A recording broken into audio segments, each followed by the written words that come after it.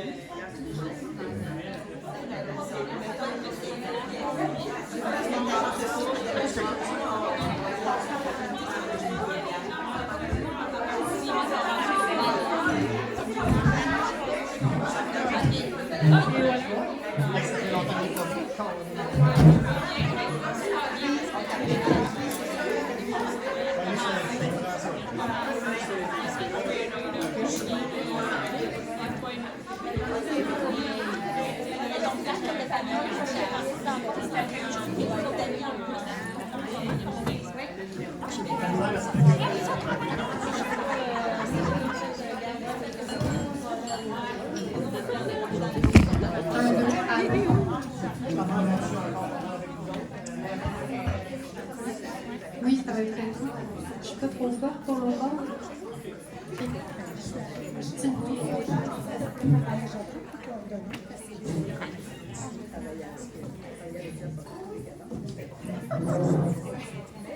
Bonjour tout le monde. Bienvenue au panel Un pas de plus du côté de la demande, donc qui s'adresse aux acheteurs du secteur HAVI. Vous me connaissez, j'ai pas besoin de me présenter. Puis j'introduis rapidement le panel avant qu'on puisse introduire chacune de nos panélistes aujourd'hui. On a 1h15 devant nous. Juste pour expliquer un petit peu la formule du panel, on a comme 3 blocs, puis on a décidé qu'on allait prendre les questions à la fin de chaque bloc pour que vous puissiez réagir comme à vif sur les sujets. Si vous avez des questions vraiment sur qu'est-ce qui vient d'être dit. Fait qu'essayez de ne pas sortir trop du cadre, parce que ça se peut qu'on parle de vos questions. En tout cas, il y a aussi une période de questions à la fin. Donc voilà, on va tenter de répondre à la grosse et complexe question comment les hôtels, restaurants et institutions peuvent accroître leur part d'aliments locaux.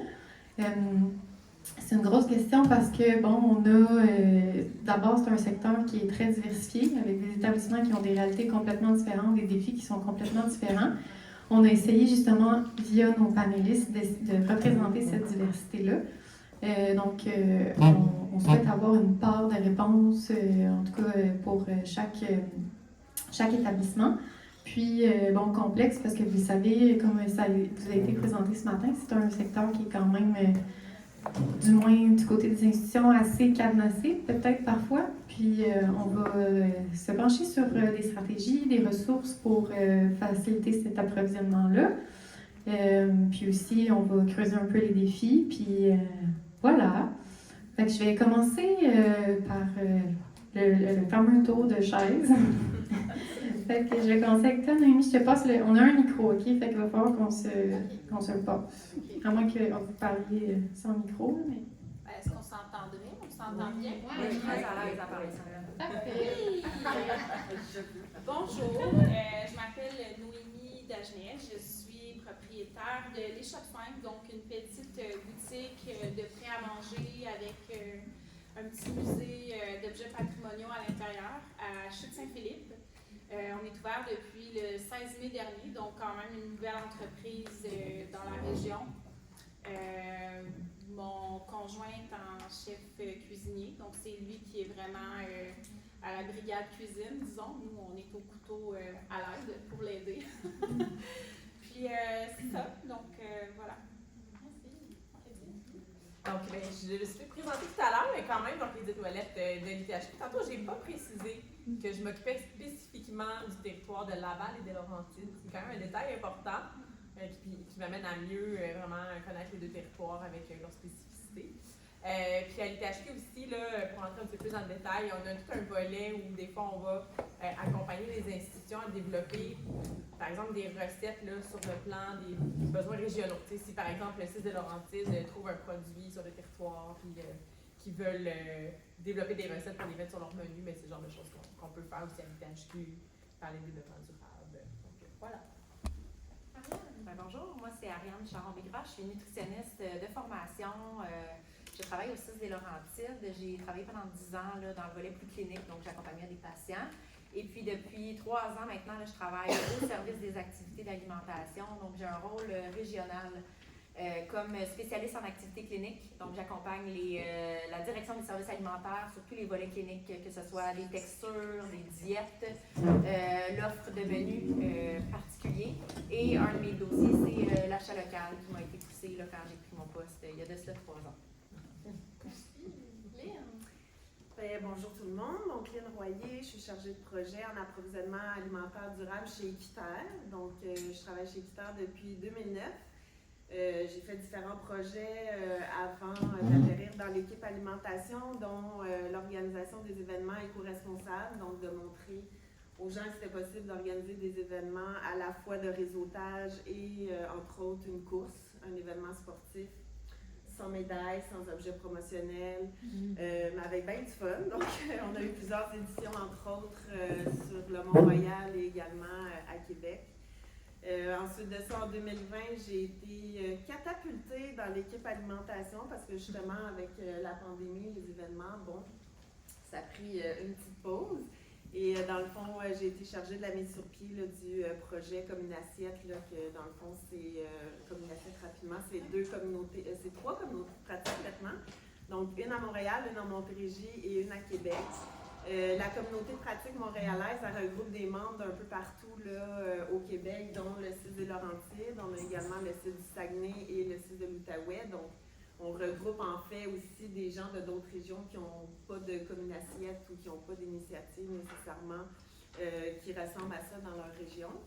C'est également, en fait, les communautés de pratique, un peu comme Plus d'ici, c'est de rassembler en fait tous les acteurs et actrices de la chaîne d'approvisionnement, puis faciliter l'approvisionnement alimentaire à la fois saine, local aussi, mais aussi éco-responsable au sein des institutions.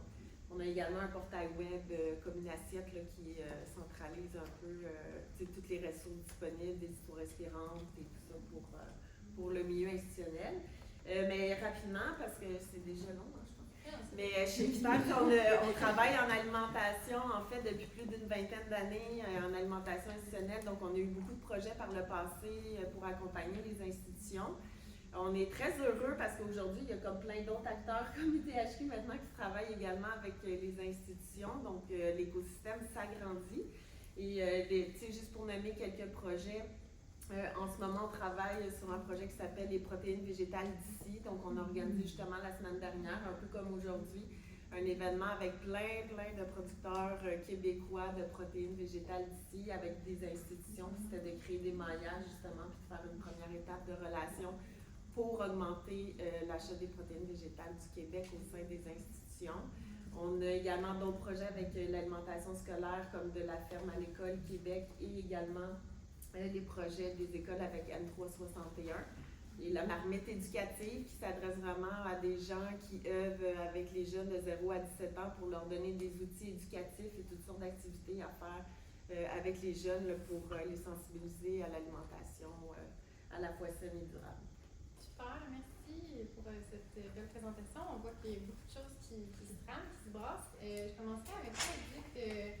Ma première question, en fait, tu as présenté tantôt les institutions qui ont été accompagnées par l'ITHQ.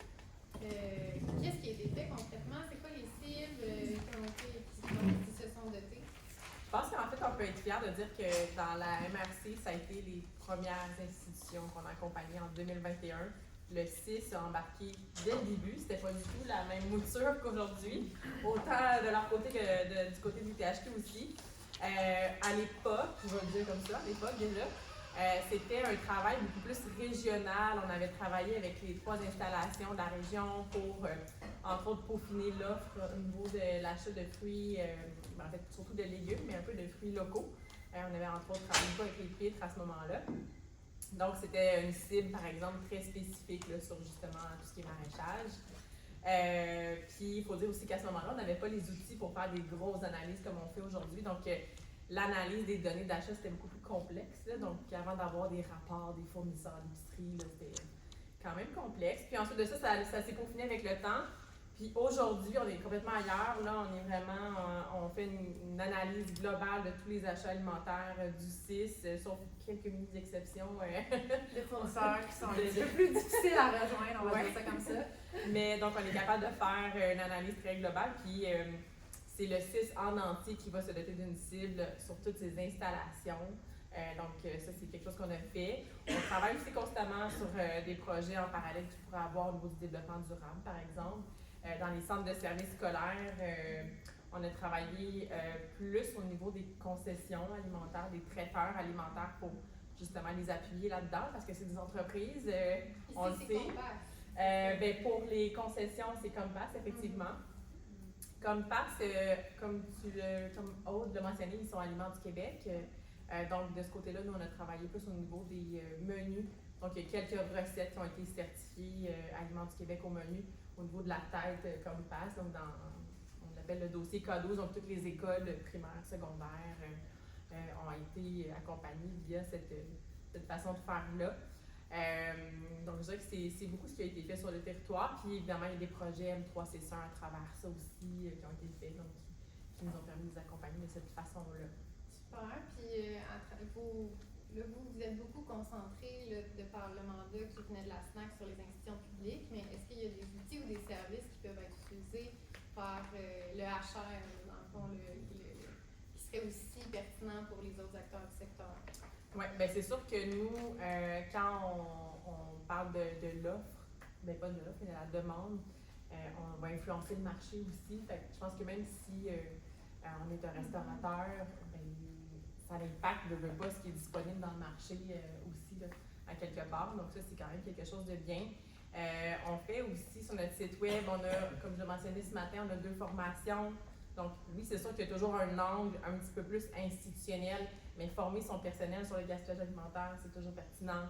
Sur la végétalisation des menus aussi, les processus d'achat. Donc ça, c'est quelque chose dont on peut bénéficier constamment, c'est certain. On a plusieurs guides aussi sur notre site web, comment revaloriser son service alimentaire. Ça, même chose, là, si on est un café, ça nous parle aussi beaucoup. Donc, c'est toutes des choses qui ont été créées, qui émanent de besoins du milieu institutionnel, mais qui vont aussi s'appliquer à un service privé, qu'on soit un traiteur ou un café aussi. Là.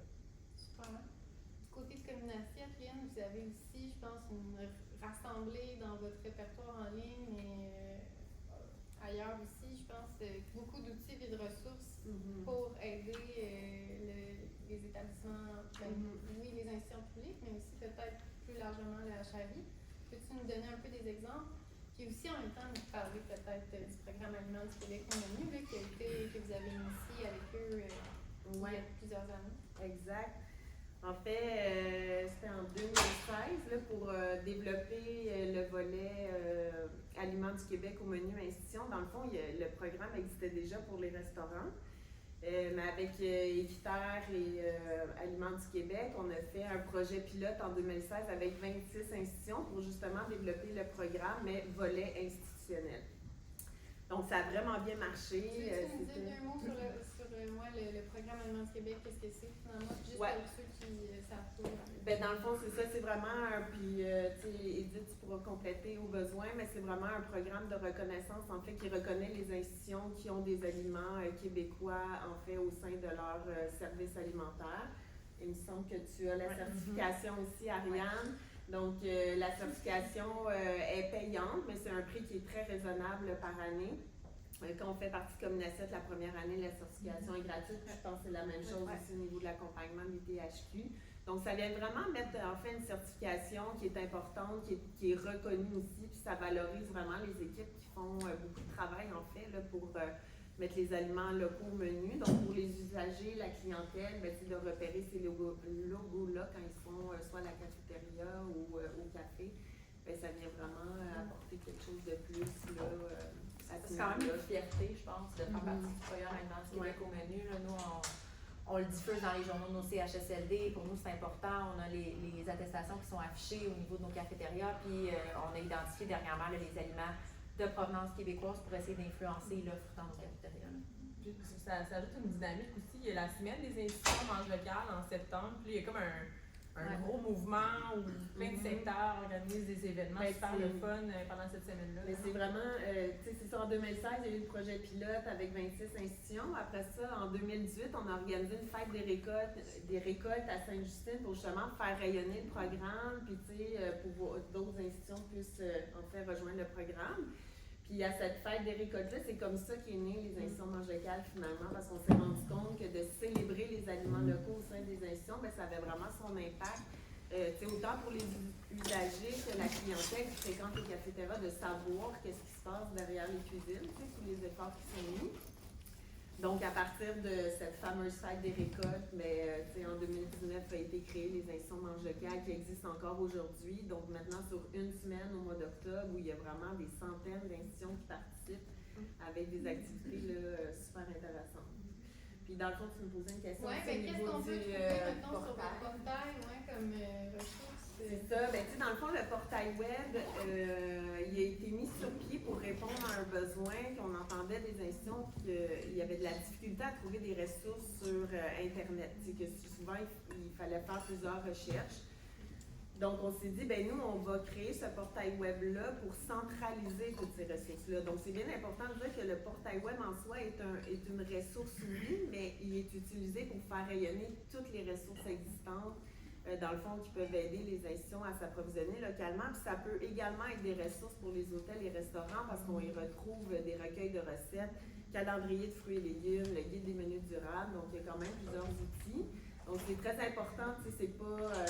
oui, on fait rayonner les outils d'Équiterre, mais au même titre que les outils des ITHQ sont là aussi d'Aliments du Québec. Puis on demande aux gens, écrivez-nous si vous avez des nouveaux outils parce qu'on veut vraiment tous les centraliser là. Puis ça s'appelle comment le portail? C'est communeassiette.org. Donc, il y a vraiment un onglet de recherche en plus qui peut être fait soit par milieu ou selon le type d'outil que vous recherchez. Donc, c'est toujours en bonification.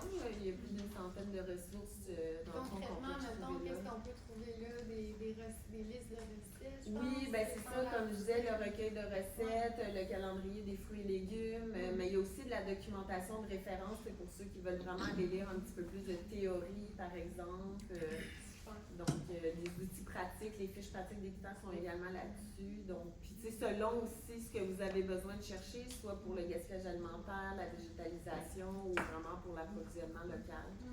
Mais en même temps, on reste à l'affût parce qu'il y a beaucoup de choses ça bouge beaucoup. Donc, on a vraiment un petit bouton proposer une ressource. Là, si vous voyez qu'une ressource n'est pas là, vous pouvez en proposer une, puis nous, on l'ajoute. Excellent.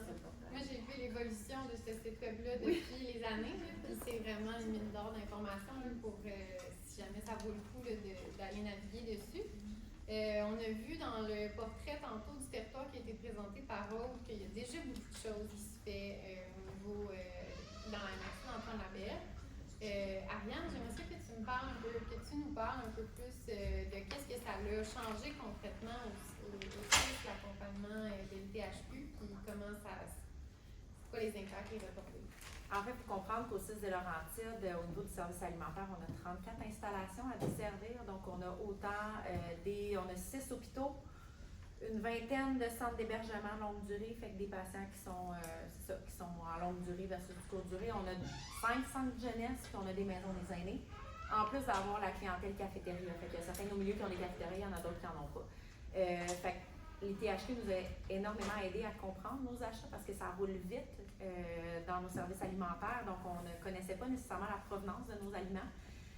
Donc, on a fait un premier travail, là, comme Edith le disait, pour le secteur nord en 2021. Ensuite, en 2023, quand je suis entrée en poste, on a décidé de faire l'analyse de nos achats via notre fournisseur principal, qui à l'époque était Gordon, qu'on achète principalement à notre épicerie, là, fait tout le canage, le congelé, etc. Et puis, en 2024, je me suis mis la main à la pâte et j'ai vraiment rapatrié tous nos fournisseurs, sauf 2-3 de fruits et légumes qui ont été plus difficiles à obtenir, dans le but vraiment d'établir le diagnostic de nos achats locaux. Puis, en fait, on a 55% de nos achats au 6 des Laurentides qui est de provenance du Québec. Fait que, on est très contents de ça. Ça nous a permis de comprendre Et de faire des substitutions. Fait que, tu sais, des fois, d'aller vraiment regarder là, tu sais, le rapport du THQ, ça nous permet de voir c'est quoi les catégories qu'on consomme le plus qui viennent de l'externe, puis comment qu'on peut modifier ça. Fait que, par exemple, je vous donne un exemple, mais on avait du V8 qu'on a substitué pour du jus de tomate Oasis. Ben, c'était pas nécessairement plus dispendieux. Puis Oasis, c'est fait au Québec. Fait que c'est le genre de choses qu'on est allé faire pour substituer certains produits. On a aussi créé, là, comme il a été mentionné, un genre de comité informel qui est avec, dans le fond, l'ITHQ, le CIS des Laurentides, on a aussi la santé publique, puis le MAPAC des Laurentides pour savoir c'est quoi les entreprises de la région qui ont envie de travailler avec nous. Parce qu'on sait qu'on est une grosse organisation qui peut faire peur. Fait qu'on voulait là, voir s'il y avait des entreprises vraiment de la région qui avaient envie de venir desservir le milieu institutionnel. On leur a aussi offert là, de la formation pour postuler à nos appels d'offres parce qu'on va l'expliquer plus tard, mais on fonctionne principalement par appel d'offres. Fait que de voir s'il y en avait qui avaient de l'intérêt, de les former, de leur expliquer c'est quoi un petit peu nos besoins. On a aussi travaillé sur nos menus thématiques. Donc, oui, des fois, on a des contraintes budgétaires, mais pour nos menus thématiques, par exemple, Noël, le jour de l'an, les fêtes, on a peut-être un budget qui est un petit peu plus élevé. Fait que de voir comment est-ce qu'on pourrait insérer des produits locaux dans cette offre-là. Fait qu'entre autres, la semaine, les institutions vente locale, ben, cette année, on a fait un menu local avec du porc, avec une sauce aux pommes, puis un gâteau qui provenait là, du Québec. Fait que c'est un peu ce qu'on a fait. On a aussi travaillé là, à la réduction du gaspillage alimentaire, végétalisation de nos menus. Fait que je vais regarder si j'ai oublié des affaires. Ah oui, on a aussi travaillé, comme on le disait plus tôt, sur la création de l'eau régionalisée. C'est important pour nous que les producteurs sachent qu'on a une certaine flexibilité au niveau de certains appels d'offres. Puis il faut savoir, eux autres sont prêts à desservir quelle région. Comme ça, on peut venir fragmenter nos appels d'offres pour, par exemple, un fournisseur de viande qui ne veut pas aller jusqu'à Mont-Laurier, mais qui voudrait arrêter à Saint-Jérôme, mais on peut faire ce genre de travail-là auprès des appels d'offres. C'est un peu ce qu'on a travaillé. J'ai une question. Oui. C'est dans ton 45 que tu n'es pas capable d'aller chercher en Ouais. aliments locaux, c'est quoi? Edith, Ouais. c'est quoi? Non, je le sais. C'est sûr qu'il y a des produits que forcément, surtout dans les contrats d'épicerie qu'on appelle, tout ce qui est le canage, les produits surgelés. Ouais, les légumes surgelés, là, il n'y en a pas vraiment au Québec. C'est sûr qu'avec le manque de main-d'œuvre, puis les limites financières, puis justement de main-d'œuvre des CIS et CIUS, il y a plein de denrées qui, évidemment, qui doivent arriver en conserve, pré-coupées, pré-toutes, là, en fin de compte. Là. Les desserts, souvent, qui vont venir déjà en plaque. Donc, c'est sûr que tout ce qui est dans les contrats d'épicerie, là, c'est des grosses proportions d'achats hors Québec. Évidemment, dans les CCCIUS, dans le réseau de la santé, on a des bons consommateurs de fruits en conserve, ce genre de choses-là. Donc, c'est sûr que ça revient assez facilement. Puis, malheureusement, au Québec, on ne mange pas notre poisson aussi, on ne mange pas nos fruits de mer. Donc, je dirais que c'est 100% des approvisionnements de produits de la mer qui viennent de bien loin d'ici. C'est vrai qu'on ne mange pas de nos haricots non plus. On ne mange pas de haricots non plus. C'est ça. Puis dans ce pourcentage-là, est-ce que vous l'avez comme analysé de dire Oui. qu'est-ce qui vient du reste, mettons, du Canada? Non, Puis mais j'avoue que ça c'est intéressant parce qu'il y a beaucoup de choses, je pense, qu'on achète qui vient quand même du reste du Canada, mais on n'a pas fait cette analyse-là. On voit vraiment qu'est-ce qui vient du Québec et qu'est-ce qui est hors Québec. Okay. On l'a fait de façon très sporadique là, quand il y a eu l'histoire des tarifs douaniers. Des tarifs douaniers. On a eu quelques demandes justement d'analyse de savoir qu'est-ce qui, au final, je peux juste enlever ce qui vient des États-Unis, identifier le moi. Donc, c'est quelque chose qu'on peut faire, qu'on va pouvoir faire avec notre outil, le Traceco, qu'on est en train de développer. Parce qu'on a, la ville où on s'approvisionne en matière première pour le produit, puis où ça va être transformé. Donc, on peut vraiment décortiquer. Oui, parce que de savoir la provenance de nos aliments, là, c'est quelque chose, je vous dirais. Là. Moi, ça fait 3 ans, puis j'appelle encore Edith, hey, cette marque-là, comment ça marche? D'où est-ce que ça vient ici au Québec? Fait que c'est pas évident. Avec l'outil Traceco, ça va vraiment nous permettre. Surtout pour les fruits et légumes aussi. Oui, les fruits et légumes, c'est la même chose. Si on fait affaire avec un distributeur, et des fois, il peut nous garantir qu'une partie de l'année, ça provient du Québec. Des fois, on peut pas le savoir. Fait que c'est pas évident. Même lui, des fois, je sais pas. Oui, même eux autres ne le savent pas. Je poursuivrai avec. On a une dernière question à finir le bloc, puis après, Cynthia, j'ai vu que mais c'est bien correct. Moi, je voulais que ce soit organique et que vous puissiez vous manifester. Mais Noémie, une autre réalité complètement différente. Là, on est dans un restaurant indépendant, pas sous bannière. Dans le fond, vous êtes propriétaire donc, on a une assez grande liberté au niveau des choix des fournisseurs. Peux-tu nous expliquer un peu comment se fait les choix chez vous? Qu'est-ce qui vous motive? Ben, je pense que pour commencer, c'est sûr que nous, on fait vraiment beaucoup de prêts à manger, des trucs frigo, congélo. Donc, ça nous permet de changer notre menu énormément. Donc, on peut aller avec les saisons. Donc, c'est plus facile pour nous de travailler avec les fournisseurs locaux, les fermes locales. Mais ça demande quand même beaucoup de travail, ça, je dois le dire. OK, attends, on était... Comment je choisis nos fournisseurs? Ben, premièrement, Jonathan, de sa famille, lui, c'est quand même, il a toujours venu, c'est un fermier. Sa famille, c'est des fermiers en Colombie-Britannique. Donc, on a toujours eu dans nos valeurs de respecter l'aliment, d'avoir une relation avec les fermiers pour pouvoir, en fait, c'est ce qui nous motive le plus, c'est d'aller voir un ingrédient puis de le faire rayonner pour faire rayonner ensuite le fermier puis ensuite respecter quelque chose qui est donc bien. Donc, avec ça, quand on est arrivé ici dans la région, Jonathan a eu la chance de travailler au miel d'anisette. Donc, il a été chef à la cantine Pauline Nectar pendant 4 ans. Puis à ce moment-là, les miels d'anisette étant déjà quelqu'un qui travaillait énormément avec les produits locaux, les fermiers. Donc, Jonathan a déjà pu avoir une relation avec les fermiers locaux. C'est comme ça qu'on a pu nous connaître la plupart des fournisseurs. Donc, qu'est-ce qui se passait dans la région, qu'est-ce qui se brassait, puis quels ingrédients étaient disponibles, bon, surtout en saison estivale. Ceci dit, c'est quand même difficile. Nous, nos fournisseurs, en ce moment, dans les fermiers locaux, on travaille avec Jardin du Tilleul au Lac-Saint-Paul. On travaille avec les Jardins bio du Solstice, qui sont dans le coin de Fermeneuve, entre Fermeneuve et Mont-Laurier. Avec, là, je ne veux pas oublier personne, les jardins du domaine. On travaille aussi, là, j'ai Oranda, les jardins Oranda. À Chute-Saint-Philippe, il y a une petite ferme en début qui s'appelle la ferme Plaisance. Ensuite, pour nos fournisseurs de poulet, on travaille avec Rose des Vents uniquement, donc vraiment du poulet local.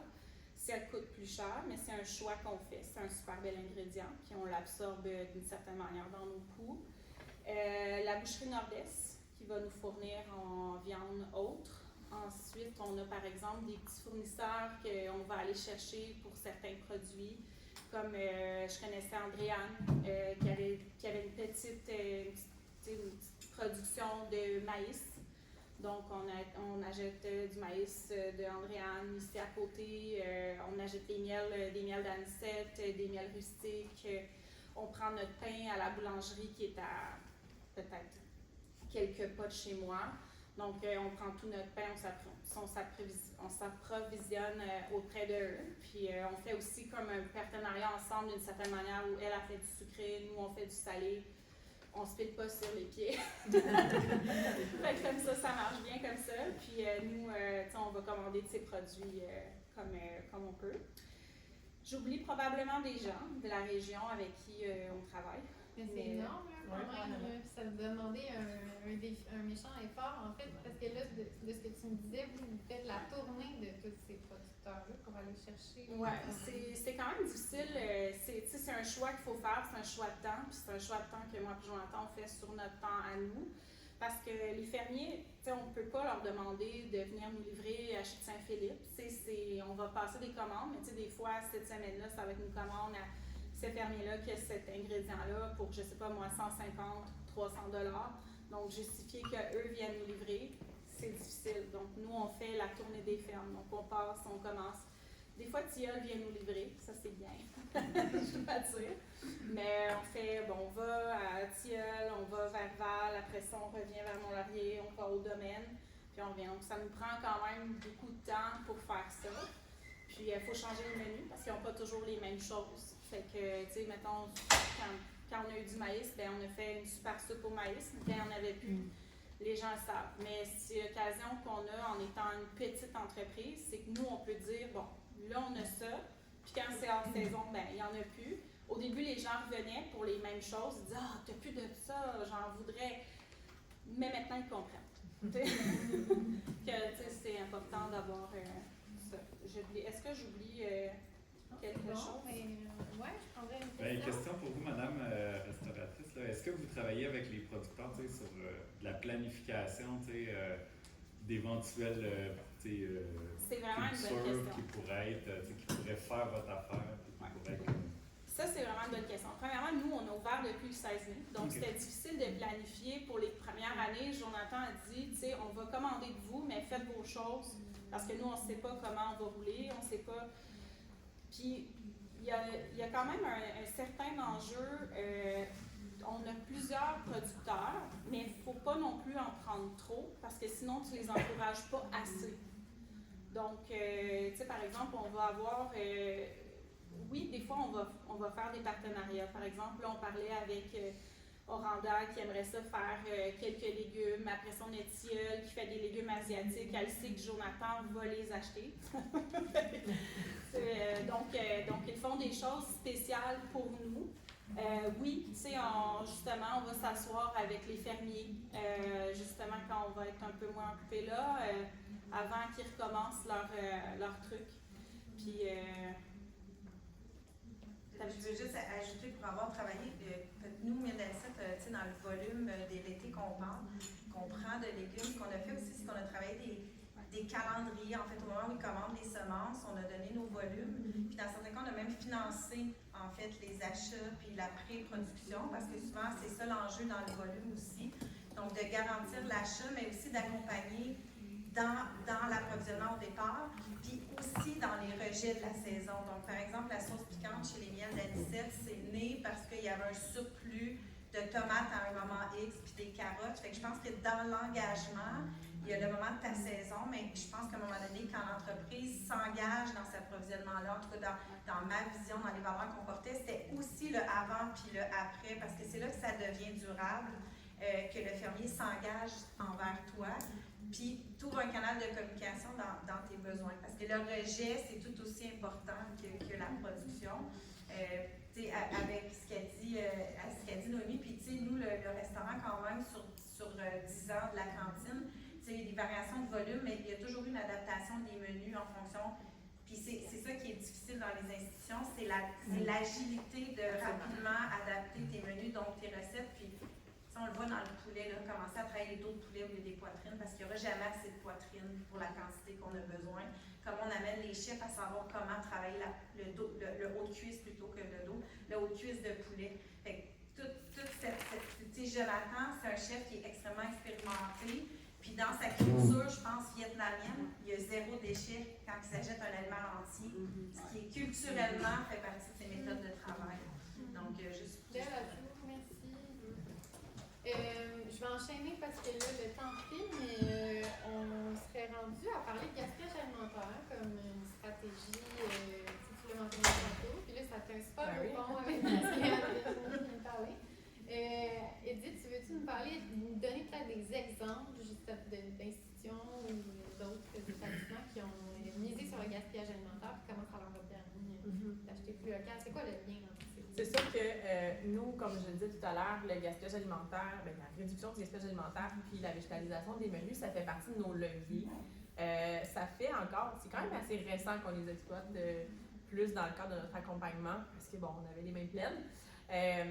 Moi, personnellement, je ne l'ai pas mentionné, mais j'ai tout un background comme nutritionniste en réduction du gaspillage alimentaire, de la communication, des stratégies de réduction, avant même le mandat du THQ. Donc, pour moi, c'était juste naturel de prendre ça en main aussi, puis de le mener à bout de bras. Puis ce qu'on a mis en place, en fin de compte, c'est, je dirais pas que c'est de l'accompagnement en réduction du gaspillage alimentaire, parce qu'on n'est pas une équipe spécialiste là-dedans non plus, autre que moi et mes collègues, mais on fait de l'orientation. On prend les gens des CCCIUS, on les assoit ensemble, puis on les fait parler de gaspillage alimentaire. Puis juste ça, là, ils n'ont pas le temps de faire ça en général, ils n'ont pas le temps de prendre 1h30 entre eux, puis d'aborder le gaspillage alimentaire. Puis souvent, ils n'ont même pas le temps de maintenir leur comité de développement durable. Donc, juste ça, de se parler, puis de voir, hey, toi, tu as telle installation, bien, j'ai pas les mêmes enjeux que toi. Fait que de créer ces échanges-là, c'est super pertinent.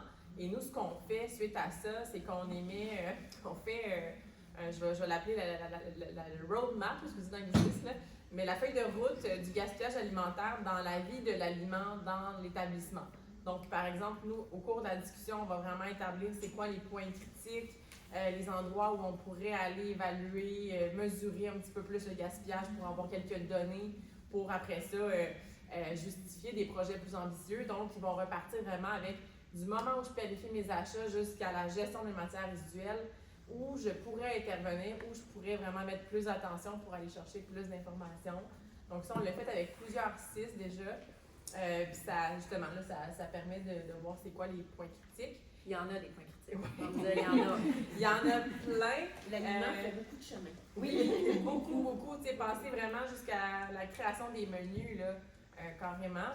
Et ils vont repartir aussi avec un guide, d'ailleurs, je t'envoie ta mise à jour, mais un guide de réduction du gaspillage alimentaire où on donne plein de stratégies adaptées quand même à la réalité de chaque institution, que ça soit au niveau de l'encadrement des équipes de travail, de la gestion du changement, de la formation technique en cuisine, ce genre de choses-là. On leur pitch plein de solutions, puis là, on leur dit prenez ça, mijotez ça, puis faites votre propre plan d'action. Je vous dirais que globalement, ça permet vraiment de prioriser des actions. On va même des fois, par exemple, avec des CIS et CIUS ou même avec des établissements autres, les aider à planifier des stages avec des nutritionnistes, par exemple, parce que souvent, il va y avoir des projets qui vont être sur la table.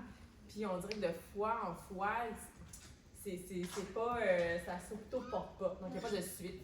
Donc, on essaie de leur proposer des projets plus structurants, par exemple. Puis, je dirais que le nerf de la guerre, c'est toujours la mesure. C'est comme l'achat local. On veut travailler là-dessus, mais on ne sait pas d'où on part. Puis c'est sûr que réduire son gaspillage alimentaire, c'est complexe mesurer ça.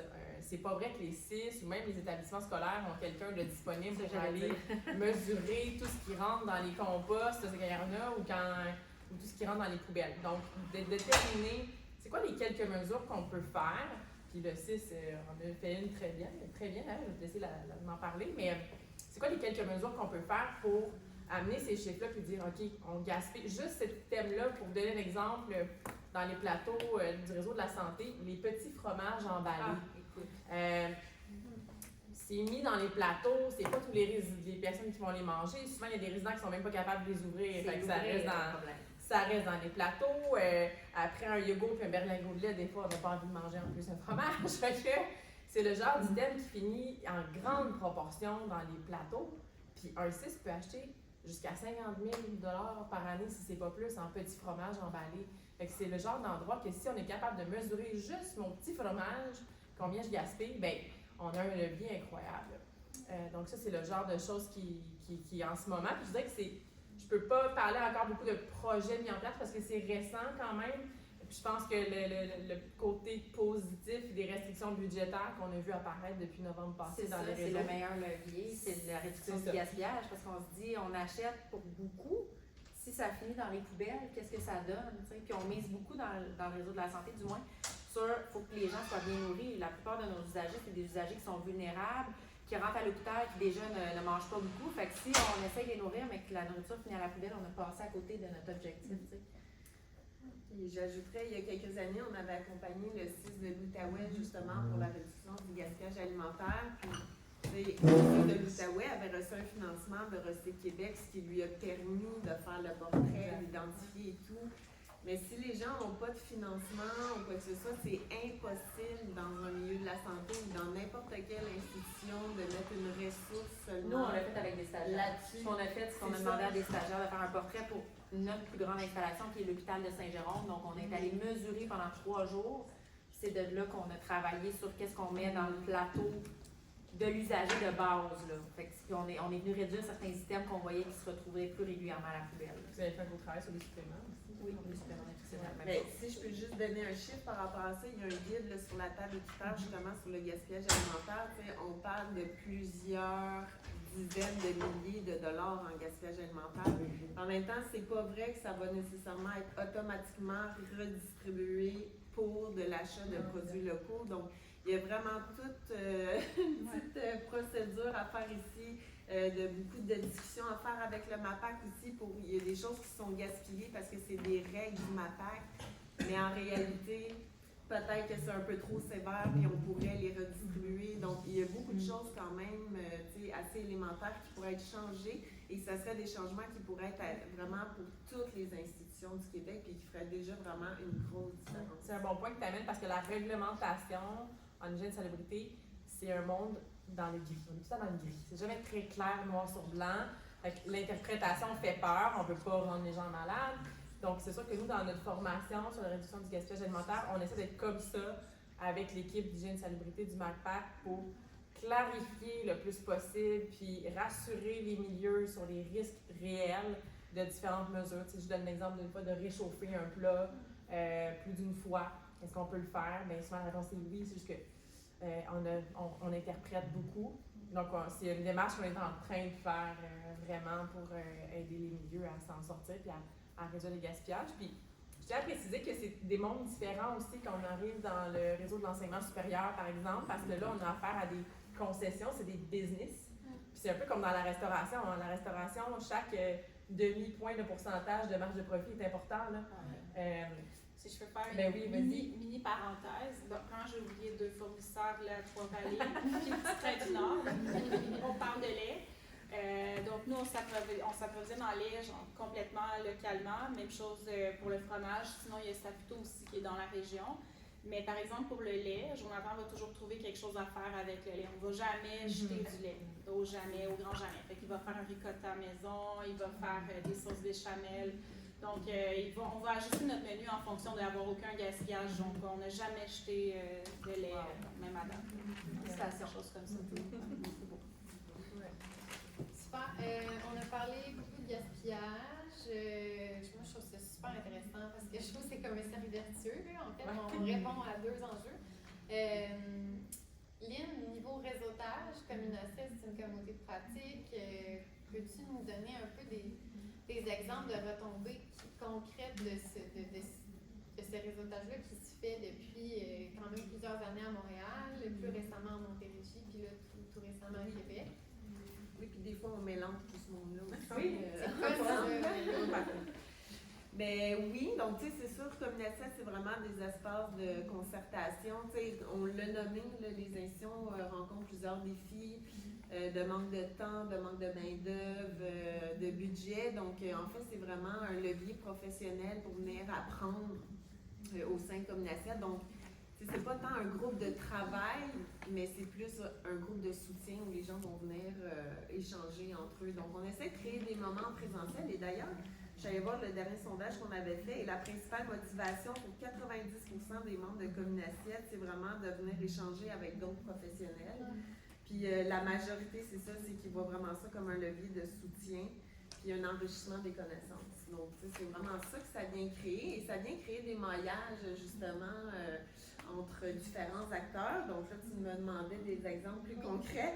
Alors, entre autres, j'ai essayé d'aller trouver, parce que des fois, il y a des choses qui se passent, on n'est même pas au courant. Mais en Montérégie, entre autres, il y avait le distributeur de fruits et légumes ARL, que lui, il distribuait déjà auprès des CPE, mais tu sais, de finalement venir aux rencontres de Communacet, ça lui a permis de connaître d'autres milieux, puis de finalement d'agrandir un peu là, ses ventes à d'autres milieux, mais de personnaliser un peu au niveau justement des livraisons, des heures de livraison. Donc, il a vraiment misé sur les relations humaines, le contact, puis il a pu agrandir un peu ses ventes là, de cette façon-là. Milieu de la santé, je sais qu'on en parle beaucoup, mais c'est quand même un exemple qui est intéressant avec le CIS de l'Outaouais. Ils ont travaillé eux-mêmes, ils ont rencontré pendant une rencontre de Communacet l'entreprise Ferme PB, avec des discussions Ferme PB, parce que dans le fond, ce qu'il faut savoir, c'est que le milieu de la santé achète des grandes quantités, donc ça vaut la peine des fois pour un producteur de justement développer un produit spécialement pour le milieu de la santé avec les ingrédients qu'il faut, en respectant les allergènes et tout. C'est ce que Ferme Bébé a fait avec le CIS de l'Outaouais. Ensuite, ils ont vraiment travaillé ensemble pour que ce produit-là se retrouve dans le catalogue des distributeurs parce qu'on parlait justement que les institutions ne veulent pas multiplier leurs fournisseurs. Donc, ce produit-là a été dans le catalogue d'un distributeur qui allait déjà au CIS de l'Outaouais. Puis là, à ce moment-là, tous les autres clients de ce On peut en bénéficier. distributeur-là Peuvent en bénéficier, exactement, parce que dans le fond, ce travail-là qui a été fait entre les deux, ben, Malek au CIS de l'Outaouais, ça a vraiment travaillé la boulette en fonction de ses besoins, mais finalement, ses besoins, c'est aussi les besoins de d'autres centres. Donc, tu sais, finalement, ça fait qu'un produit est développé spécialement là, pour ce milieu-là. Tu sais, dans le fond, il y a eu plein d'autres exemples comme ça, puis c'est juste qu'au fil du temps, comme une assiette, finalement, est devenue un peu le lieu parfait pour tous les projets pilotes, à peu près, là, tu sais, qui peuvent être créés. Tu sais, les producteurs de lait bio sont venus nous consulter aussi à plusieurs occasions, justement, pour leurs produits. On a demandé aux membres de Communacet de nous donner leurs produits, aliments souhaités qui ne se retrouvent pas au Québec.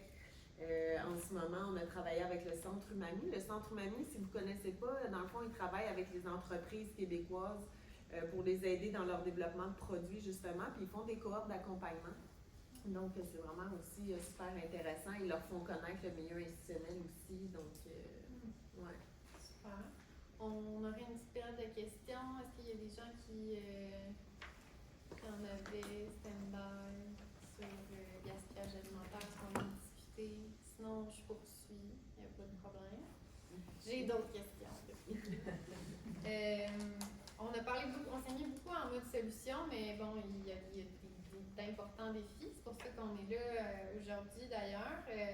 Ariane, on peut pas parler, on peut pas ne pas parler des coupures budgétaires quand même auxquelles vous faites face. Peux-tu nous parler un peu de comment ça vous impacte dans votre démarche que vous avez entamée depuis 2021? Bien, je pense que oui, évidemment, le réseau de la santé subit des coupures budgétaires, mais je pense que tout le monde dans la vie a quand même un budget à respecter. Je pense que faut pas se mettre la tête dans le sable, là, que ce soit les restaurateurs, je veux dire, faut qu'ils fassent des ventes. Nous, de notre côté, il faut alimenter nos résidents avec un certain coût repas. Je pense que c'est important de saisir les opportunités. Il y en a beaucoup plus qu'on pense au Québec, puis c'est pas vrai que l'alimentation locale coûte toujours plus cher. Je m'en suis rendu compte en faisant moi-même des recherches. Fait que oui, évidemment, on ne veut pas nécessairement générer d'augmentation de coûts, fait qu'il faut être plus créatif. Mais je pense que c'est réaliste, tout de même, là, dans la situation actuelle. Et au-delà des coupures budgétaires, quel autre défi, mettons, J'ai ma liste! On a préparé d'avance. Tu sais, on est une institution publique, fait qu'on est quand même régi par la loi pour les contrats des organismes publics. Qu'est-ce que ça veut dire? C'est qu'à partir d'un certain montant d'achat pour une certaine catégorie de produits, on est obligé d'aller en appel d'offres. Donc, on ne peut pas nous-mêmes choisir nos fournisseurs. Fait que c'est sûr que tout ce qui est, comme on disait tantôt, la catégorie de l'épicerie, donc les produits transformés, on est obligé d'aller en appel d'offres et même plus haut que ça, on est lié par un arrêté ministériel qui nous oblige à fonctionner avec le centre d'acquisition gouvernementale. Donc, on ne peut pas partir nous-mêmes le 6 des Laurentides en appel d'offres pour cette catégorie de produits-là. On doit s'allier au centre d'acquisition gouvernementale de l'Ouest. Fait que ça réunit l'Outaouais, les Laurentides, la Montérégie, l'Abitibi. Fait que vous comprendrez que c'est sûr qu'on devient un monstre, on va dire ça comme ça. C'est sûr qu'on a aussi un gros territoire à desservir, puis au 6 des Laurentides, on a un menu harmonisé, c'est-à-dire que tous nos résidents mangent la même chose la même journée. Fait que dès qu'on entre dans les... oui, elle a dit mon Dieu, oui. Donc, dès qu'on entre dans les produits transformés, ça devient très complexe de gérer tout ça avec les allergènes, les différentes diètes et tout ça. Fait qu'on a une plus grande latitude, je dirais, au niveau des fruits et légumes frais, parce que ça, une carotte, ça demeure une carotte, peu importe où est-ce qu'on s'approvisionne. Puis, c'est généralement des plus petits montants sur lesquels on n'a pas besoin nécessairement d'aller en appel d'offres, les fruits et légumes. Fait que c'est là où est-ce qu'on a plus d'ouverture. Sinon, on a, comme on disait tantôt, on a un grand territoire, on a 34 installations, on a des petites installations, on a des grandes installations. Pour nos petites installations, les plus grands défis, je dirais, c'est les minimums d'achat souvent qui nous sont demandés. Fait qu'on doit avoir un certain minimum de montant pour passer une commande chez le distributeur. Des fois, on n'a pas ce minimum d'achat-là, donc on doit regrouper nos achats. Fait que c'est pour ça qu'on ne peut pas tout le temps faire affaire avec différents distributeurs. Des fois, pour eux, c'est pas non plus intéressant de venir desservir une maison des aînés à Sainte-Anne-des-Plaines quand ils sont plus loin, par exemple. Et pour nos grosses installations, je dirais que les gros défis, c'est surtout au niveau de la main-d'œuvre. Donc, on a besoin d'avoir des aliments généralement qui sont plus transformés, fait que des fruits et légumes qui sont précoupés, parce que sinon, ça demande énormément de travail à nos différentes équipes. Là. OK, super intéressant. De ton côté, autre réalité, autre défi? Ouais, nous, on a plusieurs défis d'une certaine manière parce qu'on aime s'approvisionner localement le plus possible. Cependant, si vous êtes déjà allé à l'échoppe, c'est très petit, puis on n'a pas beaucoup d'espace de stockage. Donc, on ne peut pas, par exemple, acheter une belle tonne de maïs, le transformer, le garder en congélateur. J'ai pas cette possibilité-là. J'ai pas l'espace pour le faire. Donc, on se retrouve en fait en été où est-ce qu'on est à l'apogée de ce qu'on peut avoir localement. Puis, quand on arrive en saison hivernale, ben là, on a moins de choses. Donc, on passe environ de 70% local à 30% autre, là, en achat d'ingrédients. Puis le autre, on fait Québec le plus possible, sinon Canada. Donc, ce qu'on essaie de faire dans l'autre 30%. Mais là, on va switcher complètement où est-ce qu'on va avoir, par exemple, un 30% local, Haute-Laurentide, puis un 70% québécois-canadien, ou ensuite, on va faire nos choix là, selon ce qu'on a besoin de faire. Il faut avoir des légumes. Mais c'est sûr que ça, c'est un enjeu énorme. Je pense qu'avoir plus de place, plus de légumes locaux disponibles à l'année, ça serait vraiment bien. Mais sinon, on a au moins les fournisseurs, le poulet, la viande, toutes ces choses-là, le lait, tout ça, ça reste quand même en hiver. Donc le 30% qui reste, là, c'est majoritairement ça. Puis on peut quand même être surpris, mais nous, on fait affaire également, j'ai oublié, les pitres qui vont venir nous livrer en légumes. Donc les choses qu'on ne peut pas avoir de nos fermiers parce qu'il y en a. Nos fermiers n'ont pas tout. Mais ce qui est intéressant dans leur liste de prix, ils identifient qu'est-ce qui vient du Québec. Donc ça, c'est quelque chose qui nous aide énormément dans nos achats quand on a besoin de faire affaire avec eux. Ça, c'est vraiment bien de ce côté-là. Puis, qu'est-ce que j'ai comme autre enjeu? L'hiver, j'en ai parlé. Gestion de plusieurs fournisseurs, quand même. T'sais, nous, c'est quand même, il faut être agile parce que si, par exemple, j'ai 3 fermiers qui ont 3 fois des cocombes, ben là, il faut que j'encourage qui? J'achète-tu quelques cocombes de là? Ce qu'on fait souvent un petit peu, mais on espère des fois qu'il y ait des produits différents. Des fois, ils ont toutes les mêmes tomates. Fait que là, OK, on va acheter un petit peu de tomates là, un peu, peut-être ici, puis là, elle a ce produit-là qui est plus une primeur, donc on va acheter ça plutôt que les tomates. Choses comme ça. Puis ça, c'est sûr que c'est un enjeu là, d'aller d'aller les chercher, c'est le temps. T'sais. Puis on ne fait pas affaire non plus avec aucun fournisseur là, qui nous livre localement vraiment. On a juste le Clavel qui vient nous porter le lait de Trois-Vallées. Les pitres qui viennent avec leur livraison, Nord-Est et Rose des Verts viennent nous livrer. Mais sinon, on utilise, par exemple, pour notre emballage, des choses comme ça, des choses qu'on ne peut pas vraiment voir localement. On utilise nos amis au miel d'anisette qui, eux, font de la livraison en ville souvent. Donc, ils vont nous rapporter des choses dans leur van de livraison.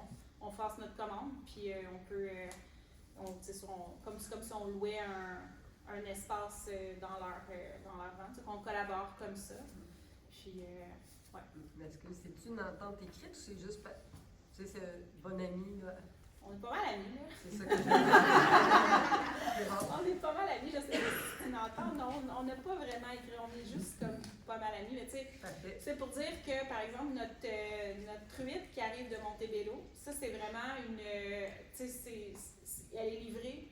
Elle est livrée toutes les semaines dans les restaurants montréalais. Donc, ce qui arrive, par exemple, quand on commande notre truite à Cédric, donc lui, il a fait envoyer sa truite au Plaza. Puis Vivi, aujourd'hui, elle nous portait la truite hier soir en chemin. Wow.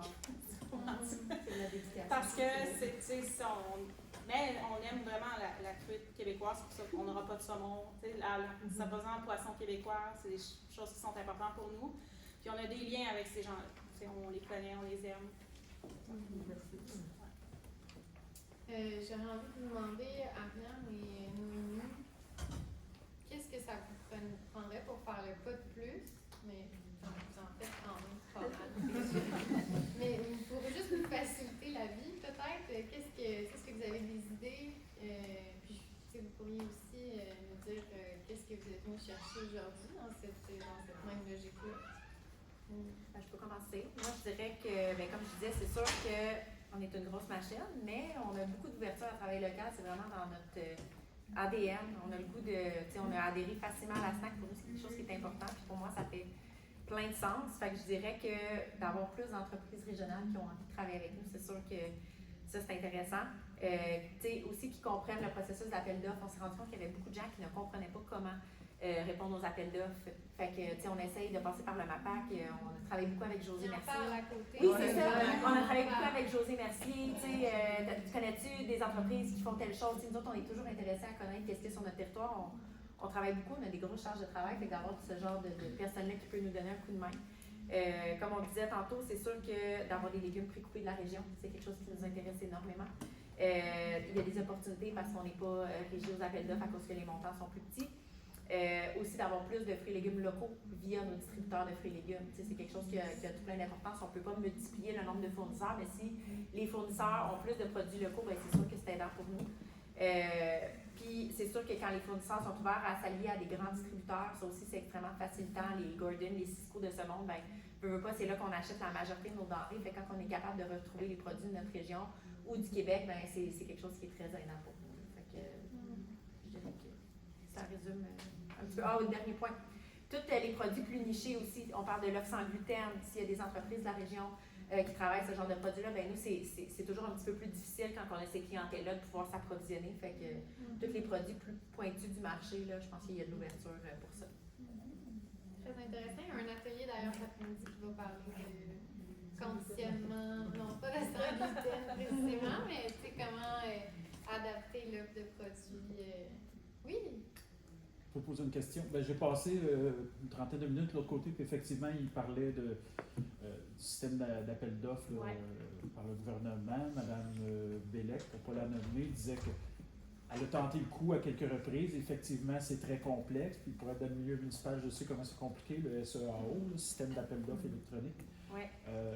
La problématique qu'elle résumait, c'est que il y a trop de contenu, il y a trop de demandes. Là. Il me demande de fournir 43 produits. Elle a fait du bœuf. Elle dit, bon, elle est capable d'en fournir une vingtaine, là, mais après ça, quand ça tombe dans le ballonné, la saucisse hot dog, du poisson, elle a tenté de se mailler avec d'autres producteurs, mais ça devenait trop compliqué. Fait vous hochez de la tête, donc vous êtes conscient de la situation. Est-ce qu'il y a des solutions, une sensibilisation au niveau du gouvernement?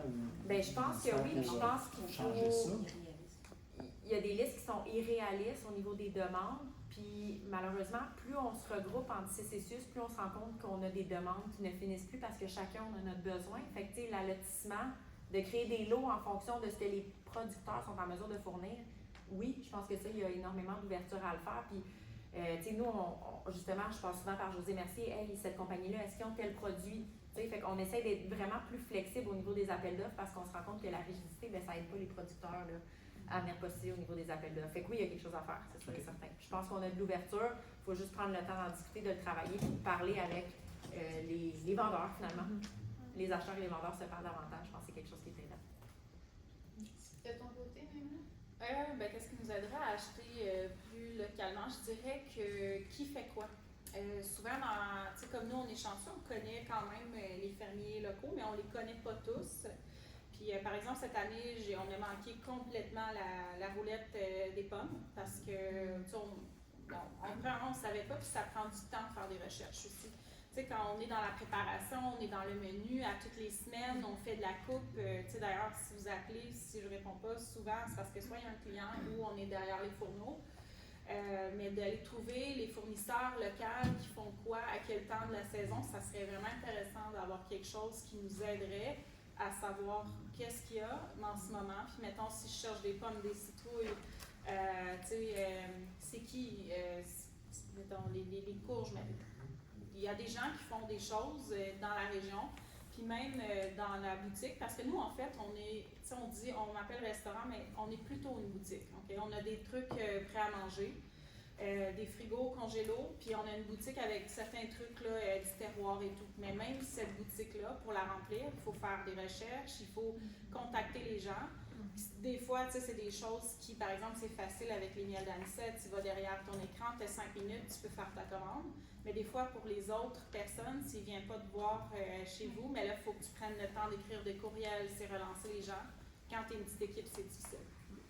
Petite équipe ou grosse équipe aussi, là, peu importe. On vous encourage à l'achat local, mais c'est vrai qu'on ne connaît pas les possibilités non plus. Puis souvent, on va au plus facile, comme tu dis, on est occupé. Fait que là, on se dit, bon, ben là, regarde, je vais par là, puis tout ça. Mais c'est vrai que, connaître un peu l'offre de tous, là, je peux juste donner un exemple, là, ça n'a pas rapport avec ce que j'achète ou ce que je vends, mais là, je fais des cadeaux de Noël, puis là, je veux encourager la région.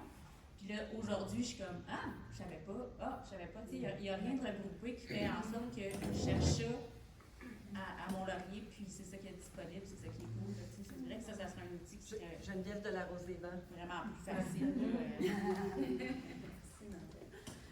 Est-ce qu'un regroupement ou une espèce d'association entre maraîchers pourrait comme améliorer cette situation-là? Moi, je vis un peu la même chose à la microbrasserie. On a un gros volume, puis des fois, mon maraîcher, il n'y a plus de concombre, exemple. Puis, tu sais, j'ai comme la misère des fois à trouver un autre maraîcher. J'en connais 2-3, mais ils sont souvent bouqués à d'autres places aussi.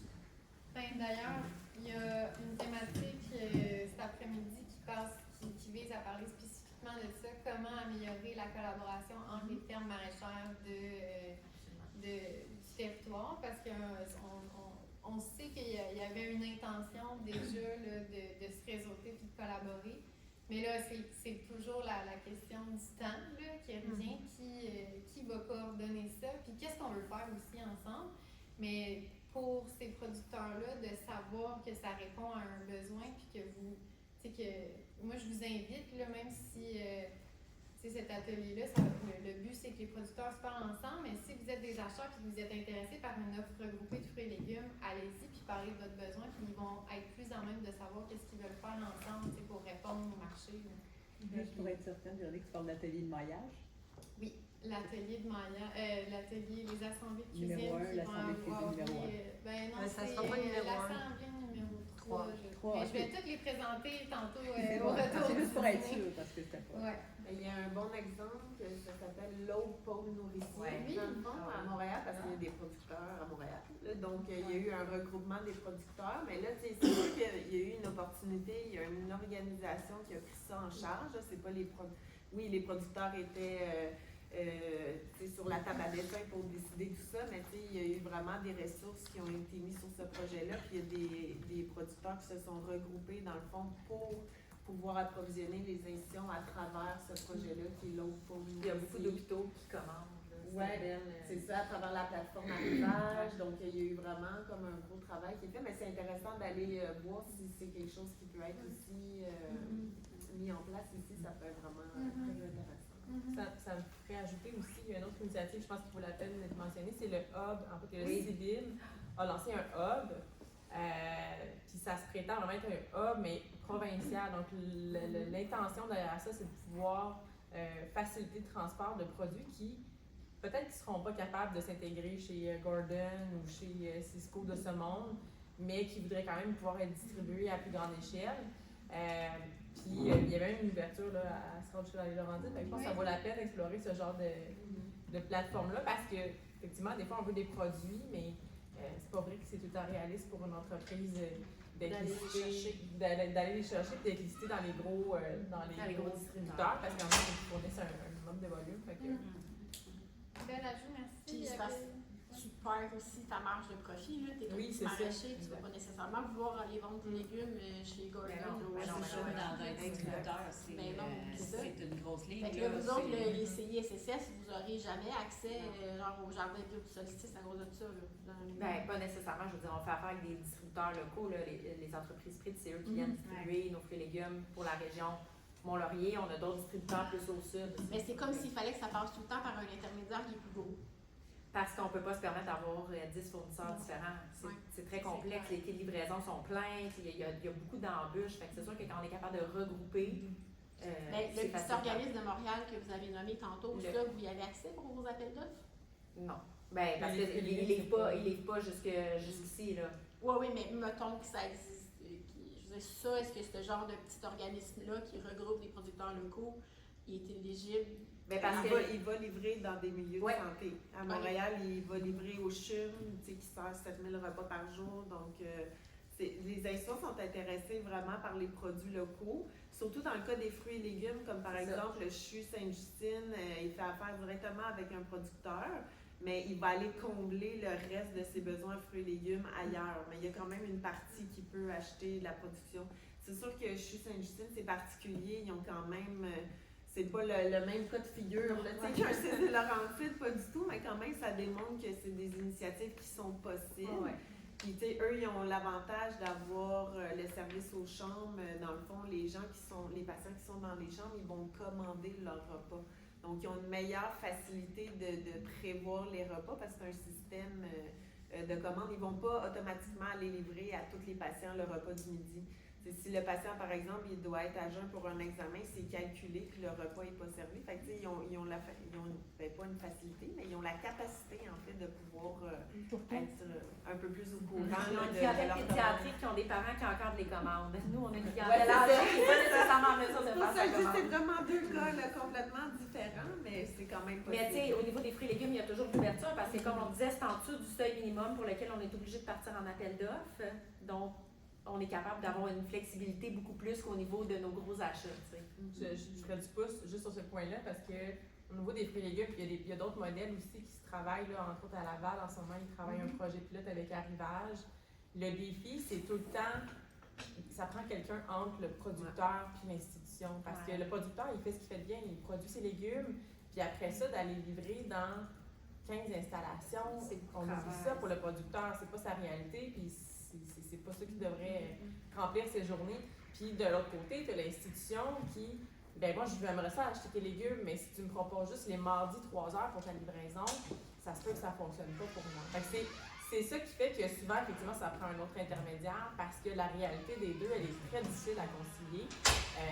Puis justement, le nombre de sites, c'est sûr que le CESE des Laurentides veut limiter son nombre de fournisseurs, parce que c'est une facturation différente à chaque fois, parce que c'est une livraison différente à chaque fois. Mais après ça, pour un producteur d'aller livrer dans... C'est la même chose pour les CPE aussi. Là, les CPE veulent travailler avec des producteurs, mais est-ce que toi, tu es capable de me livrer dans mes 8 installations? C'est ça qui est le défi aussi. Fait, c'est pour ça qu'il y a des projets comme le Pôle, comme Arrivage, qui essaient de travailler sur ces enjeux-là. Tu sais, comme parallèlement à ça, à Québec, eux, ils vont faire la nourriture dans un seul endroit qui, après ça, c'est livré dans les établissements. Donc là, eux, ça leur permet d'avoir un peu plus de flexibilité parce que c'est vraiment un centre de production de nourriture pour les 5 établissements qui desservent. Fait que, tu sais, là, c'est encore une fois un autre modèle qui permet à ce moment-là plus de flexibilité dans les achats parce qu'ils n'ont pas à gérer d'aller livrer dans 26, 34 CHSLD, centres et tout ça. Donc, c'est une gestion qui est plus facile de le faire de cette façon-là aussi. C'est-tu à l'opinion? C'est le CHU de Québec, donc qui est 5... J'avais entendu une histoire que c'était des maraîchers qui s'étaient regroupés.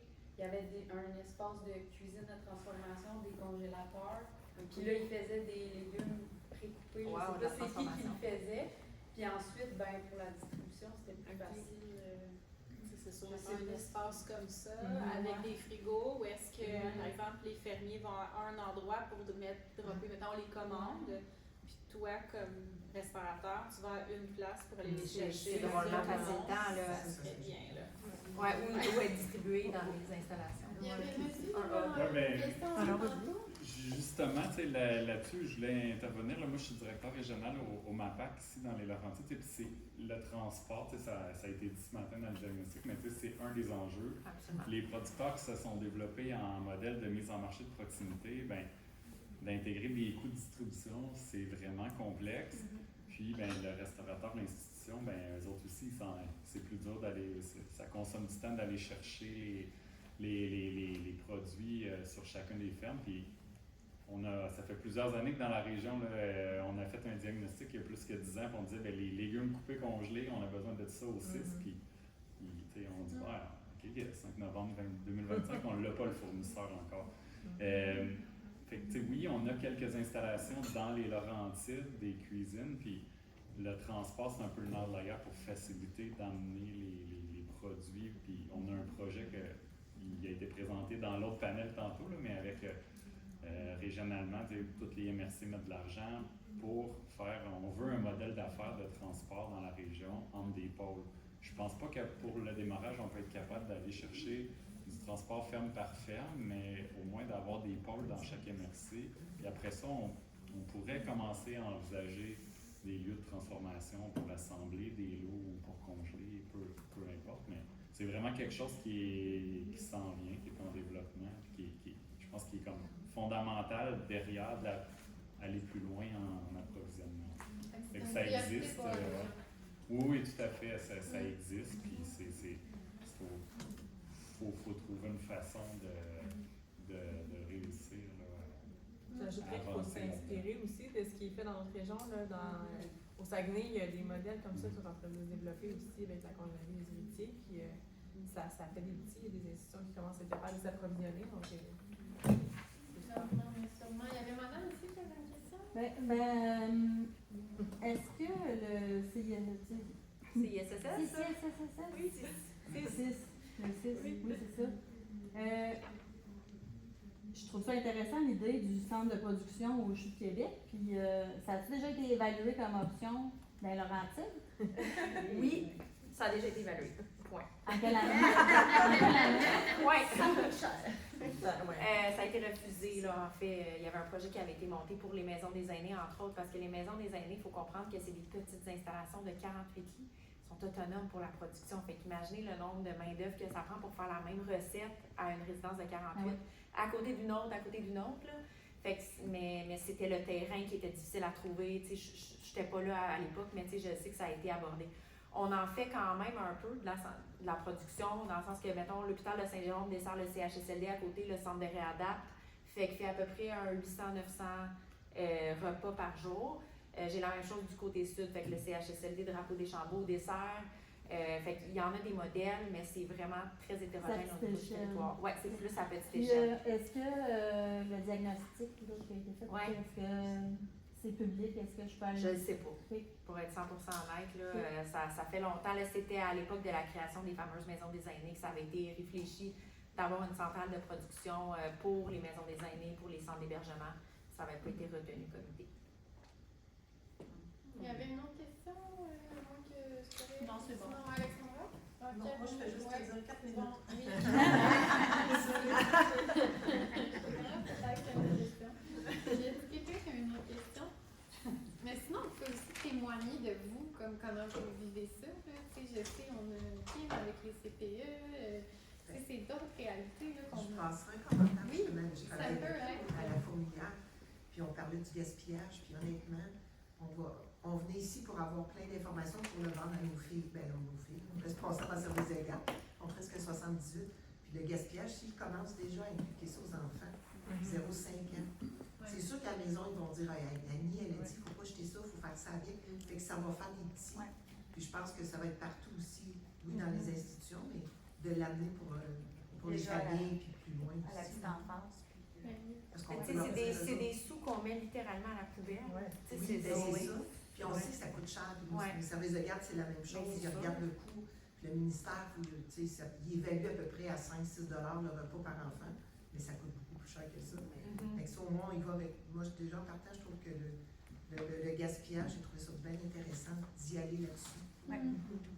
Puis miser là-dessus avec les petits. Miser de plus en plus avec les tout-ski, comme quand on leur dit pour leur menu. Le jeudi ou le vendredi, tu peux servir du tout ce qui reste. Faire à manger avec les enfants. Nous, c'est ça. Je dirais qu'il y a certains milieux pour lesquels c'est extrêmement difficile, justement, parce que reste que nous, on a beaucoup de diètes particulières, beaucoup de régimes thérapeutiques, des textures, des allergènes. Fait que c'est extrêmement difficile de se retourner sur un scène puis de recréer, mais il y a des milieux qui sont plus propices, nos centres jeunesse, entre autres. Là, on essaie beaucoup de le faire. On essaie de montrer aux jeunes à être autonomes aussi pour, on envoie des repas, mais on a aussi un petit peu de vrac. Fait que qu'est-ce que tu peux réinventer pour te faire un déjeuner avec tel aliment qui reste? Fait que il y a des milieux où est-ce qu'on a plus de flexibilité que c'est plus réaliste là, de le faire. Je ne sais pas si vous l'aviez fait, mais c'est aussi de nommer différemment les menus. Au lieu de préciser, mettons, que c'est un dessert à la framboise aux petits fruits. Tu sais, comme ça te laisse une marge de manœuvre Ben, de prendre... Pour les allergènes, c'est plus difficile. Il y a toujours ça à réfléchir. Là. Nous, nos menus, c'est très contrôlé au niveau de ce que la personne reçoit. On a une certaine responsabilité. Mais dans nos cafétérias, souvent, on va le réinventer. Fait que s'il nous reste des surplus de production, ben, on va peut-être le mettre en vente à la cafétéria. Fait que les endroits qui ont de la cafétéria, il y a plus de latitude aussi au niveau de l'offre, entre autres, pour les produits locaux. On sait qu'on est capable de faire des ventes, fait qu'on est capable de justifier un prix qui est plus élevé parce que bon, ça passe auprès de la clientèle, c'est vendu. On fait un certain profit, puis on est capable de réinventer un petit peu plus, puis d'avoir plus de flexibilité au niveau de la création de recettes. Hey, mais merci beaucoup. Une petite main d'applaudissement.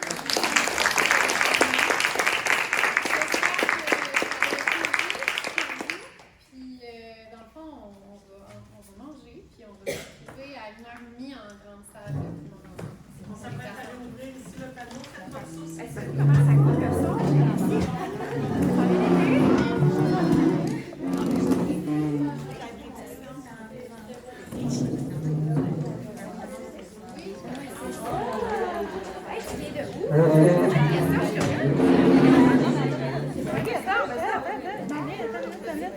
Parce que là, écoute, là, j'étais comme. Je travaille avec José, merci, je suis au droit. Ah, mais c'est ça, fait que je vais être la deuxième comédien. Ah, ben là, je suis contente de te rencontrer. Ben oui, on peut. Hey, salut! Oui!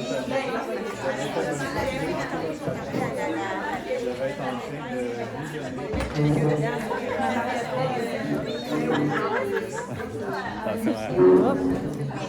Je sais pas si ça fait. Non, c'est ça, je sais pas moi non plus, mais. Là, j'avais été déchiré, je voulais entendre. Non, mais il est pas, ils sont peut-être en train de filmer. Peut-être. Ah, ouais, hein. J'ai parlé à un producteur. J'ai donné ma carte, j'ai fait genre. Là, j'ai parlé avec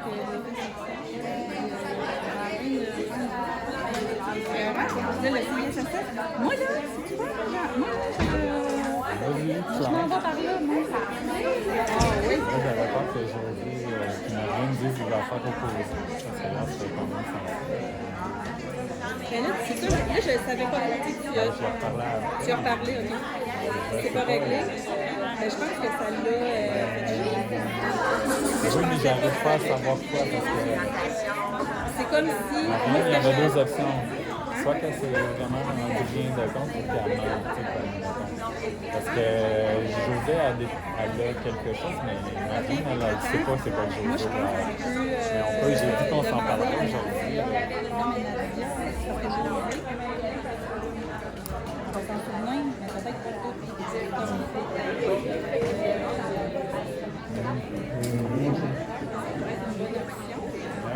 J'ai dit qu'on s'en reparlerait aujourd'hui.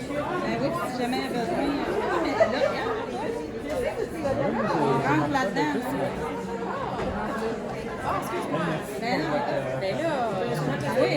C'était ça, c'est moi je fais ça, là, j'étais comme. Non, mais t'es vraiment là. Ah ouais? Ok. Non, mais tu sais, je veux pas que les entreprises aient peur. Je sais qu'on est gros, mais on est quand même là. Et mettons là, en toi et moi, là. Tu sais, c'est toi qui as dit ça? Non, il y a quelqu'un qui a dit, ouais, pour mettons, les appels d'offres, des fois, il y a plein de produits.